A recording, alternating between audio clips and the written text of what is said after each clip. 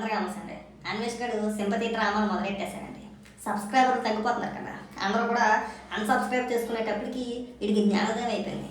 ఇప్పుడు సింపతి డ్రామాలు ఆడుతున్నారు. ఎక్కడో కూర్చొని వేరే దేశంలో కూర్చొని అది ఆడే సింపతి డ్రామాలో వాడు మాట్లాడే మాటలు వింటా ఉంటే వీడికి ఇంత హాఫ్ నాలెడ్జ్తో ఈ దేశాలు ఎలా తిరిగాడనిపించింది నాకు. కాదురా, నువ్వు మాట్లాడే మాటలకి, నువ్వు చేసే పనులకి, నువ్వు చెప్పే నీతులకి ఏమైనా సంబంధం ఉందా? మొన్న గరికపాటి గారిని ఉద్దేశించి, అలాగే శివాజీ గారిని ఉద్దేశించి నువ్వు చేసిన వ్యాఖ్యలు ఎంత దారుణంగా మాట్లాడేవరా కాదా?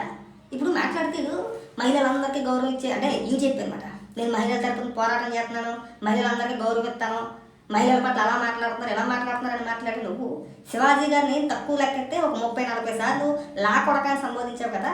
మరి వాళ్ళ అమ్మగారు ఒక మహిళ కాదా? ఏరా అంటే చెప్పి నీతులు మాట. మరి అంత దారుణంగా ఎలా మాట్లాడే నువ్వు? పదే పదే పదే పదే పదే పదే లకారాలతో సంబోధించి వాళ్ళ అమ్మగారిని అవమానించలేదా?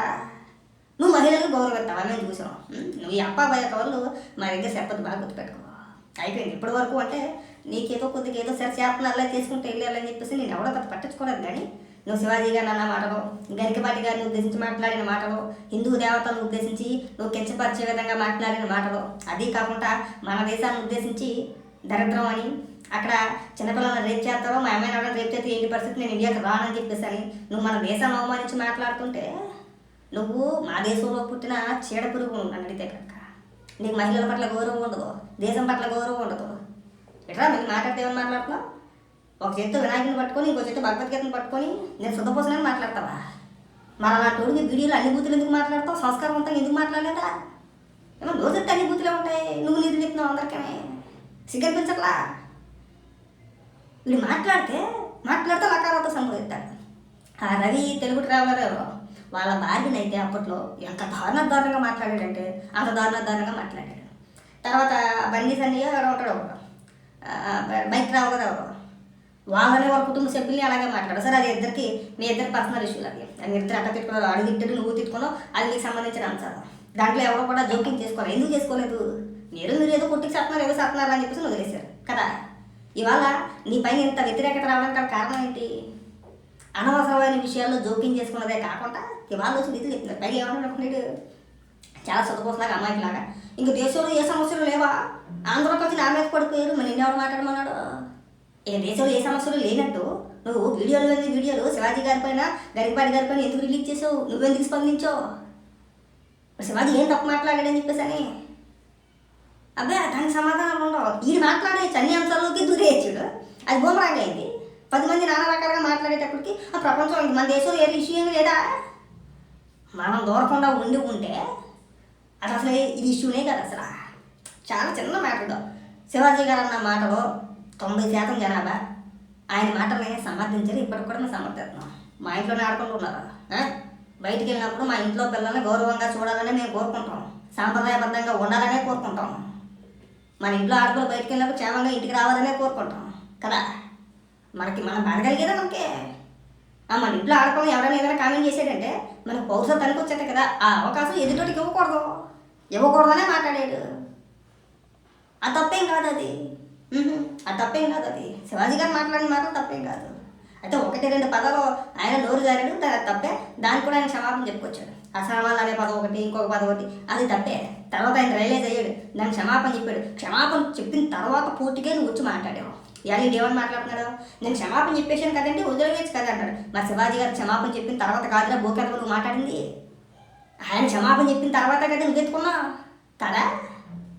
మరే దిగిదండి ఏమైపోయి ఇక్కడ ఎవరి స్వేచ్ఛని హరించేయట్లేదు, ఎవ్వరు హరించేయట్లేదు.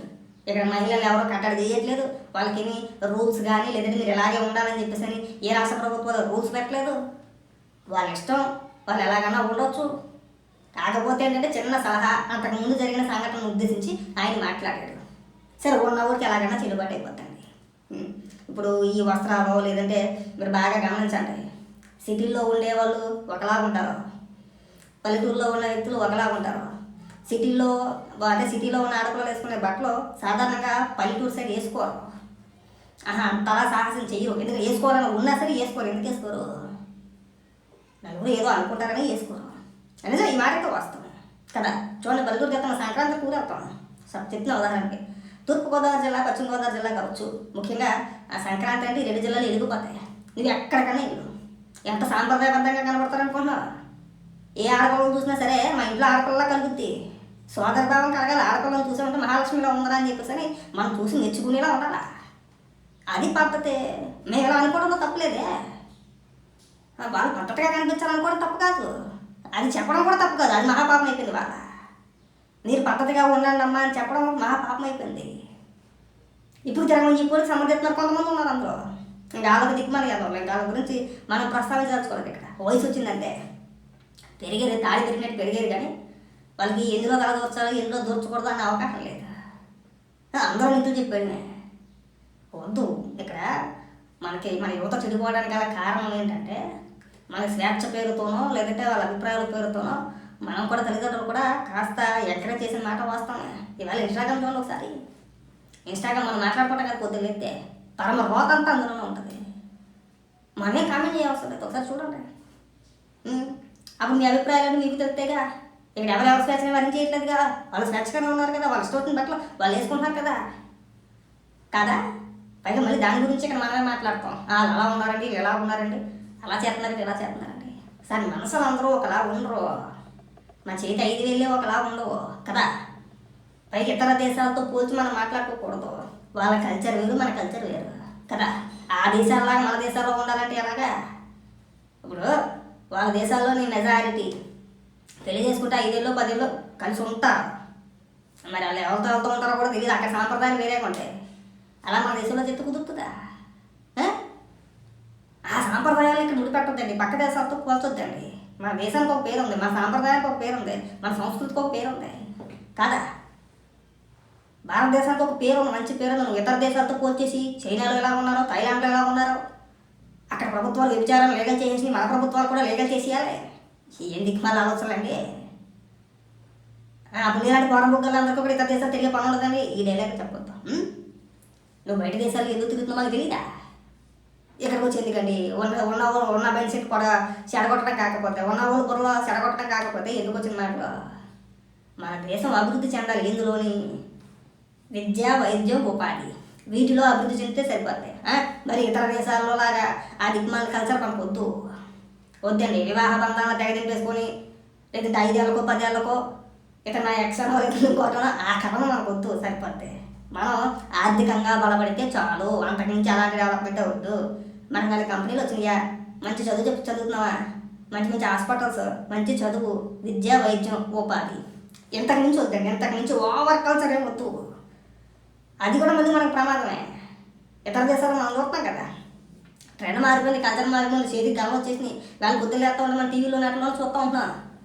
అమెరికాలో కాల్పులు జరిగినాయి, ఇంకోటి స్వేచ్ఛ. స్వేచ్ఛ ప్రమాదమే. వద్దు. మనకి నువ్వు ఆ దరిద్రాలన్నిటితో పోల్చేసి నువ్వు ఇక్కడ కంపేర్ చేసి మాట్లాడేసి నువ్వు ఏదో సొంతపోసం అని చెప్పే ప్రయత్నాలు చేయొద్దు.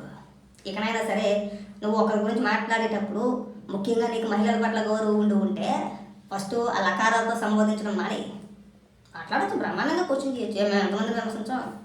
ఇప్పుడు నేను ఎవరనేది అందరికీ తెలుసు. సో నాకు ఈ ఫేస్ పెట్టుకొని చేయడం అనేది నాకు అదొక సరదా.